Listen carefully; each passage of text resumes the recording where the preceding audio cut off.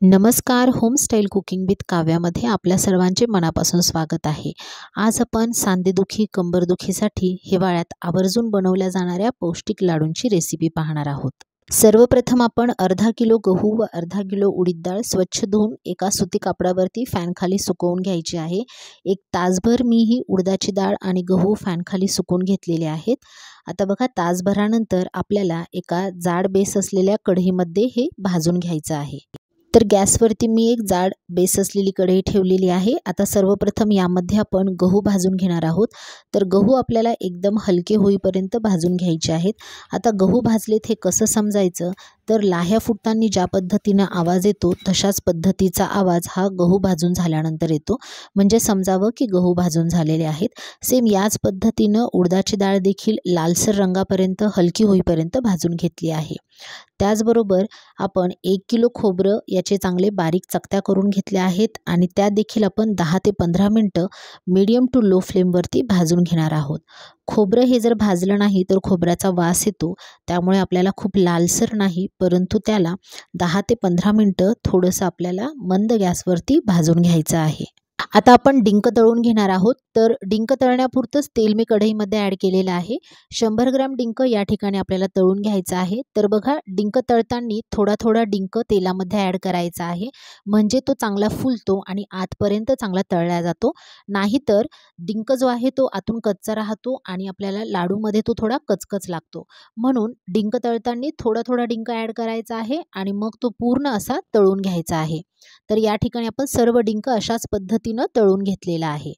लाडू बनवण्याची पूर्वतयारी आपली झालेली आहे. गहू भाजून घेतलेले आहेत, उडदाची डाळ भाजून घेतली आहे आणि खोबरं देखील भाजून घेतलेलं आहे. डिंक देखील छान असा तळून घेतलेला आहे.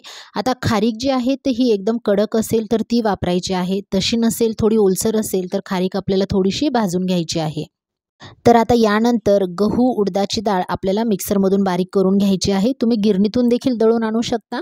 सोजीची जी चाळणी असते म्हणजेच रव्याची जी चाळणी असते तर त्याने हे सर्व चाळून घ्यायचं आहे. बारीक रवा ज्या पद्धतीचा असतो त्या पद्धतीचं टेक्स्चर आपल्या पिठाला हवं आहे, अशा पद्धतीनं आपल्याला ते दळून आणायचं आहे. तर मी मिक्सरमधूनच सर्व बारीक करून घेत आहे. उडदाची डाळ आणि गहू बारीक करून झाल्यानंतर आपल्याला खारीक आणि खोबरं बारीक करायचे. तर 1 मूठ खोबरं आणि 1 मूठ खारीक अशा पद्धतीनं मिक्सरच्या भांड्यात ॲड करायचं आहे आणि थोडंसं जाडसर असं याला आपल्याला दळून घ्यायचं आहे. बघा, व्हिडिओत दाखवल्याप्रमाणे एवढं जाडसर आपल्याला खारीक आणि खोबरं हे जे आहे बारीक करून घ्यायचं आहे. आता यानंतर 100 ग्रॅम बदाम, 100 ग्रॅम गोडंबी आणि 100 ग्रॅम काजू आपल्याला मिक्सरमधून थोडेसे बारीक करून घ्यायचे. तर हे एकदम बारीक पावडर न करता थोडंसं जाडसर याला आपल्याला बारीक करून घ्यायचं आहे. तळून घेतलेला डिंक देखील आता आपण एकदम बारीक करून घेतलेला आहे आणि तो पण या मिश्रणामध्ये ॲड केलेला आहे. आता एका पातेल्यामध्ये आपण जवळजवळ 600 ml तेल घेतलेलं आहे आणि यामध्ये 1.5 किलो बारीक चिरून घेतलेला गूळ ॲड केलेला आहे. गॅसची फ्लेम आपल्याला एकदम मीडियम टू लो ठेवायची आहे आणि या तेलामध्ये आपल्याला हा गूळ चांगला वितळून घ्यायचा आहे. तर बघा, गुळामध्ये कसलेच खडे राहायला नकोत. गूळ चांगल्या पद्धतीनं मिक्स करायचा आहे. आता हा गूळ हा सर्व वितळल्यानंतर यामध्ये थोडेसे बबल्स यायला लागले की समजावं की आपलं हे जे मिश्रण आहे ते तयार झालेलं आहे. तेलाऐवजी साजूक तुपाचा वापर तुम्ही या ठिकाणी करू शकता. तर मी या ठिकाणी सनफ्लावर ऑइलचा वापर केलेला आहे. आता आपण गहू, त्याच पद्धतीनं उडदाची डाळ आणि बाकी सर्व जे जिन्नस बारीक करून घेतलेले होते, आता ते या गुळामध्ये आणि तेलामध्ये ॲड करायचे आहे. एका पसरट अशा टोपल्यामध्ये हे सर्व मिश्रण घ्यायचं आहे आणि चांगलं हाताने सर्व एकजीव करून घ्यायचं आहे. तेल, गूळ आणि आपलं हे जे पीठ होतं ते सगळं एकजीव करायचं आहे, चांगलं मिक्स करायचं आहे आणि यानंतर लाडू वळवायला सुरुवात करायची आहे. तर बघा, या ठिकाणी मी तुम्हाला एक लाडू वळवून दाखवत आहे. लाडू चांगल्या पद्धतीनं वळल्या जात आहे. यामध्येच मी डिंक तळून घेतल्यानंतर जे शिल्लक राहिलेलं तेल होतं ते पण ॲड केलेलं आहे, म्हणजे टोटल 750 ml तेल आपल्याला या ठिकाणी लागलेलं आहे. बघा, लाडू अशा पद्धतीनं वळून घेतलेले आहेत. तर या ठिकाणी सेम याच पद्धतीनं मी जवळजवळ सर्व लाडू वळून घेतलेले आहेत आणि एवढ्या मिश्रणामध्ये आपले 130 लाडू बनून तयार झालेले आहेत.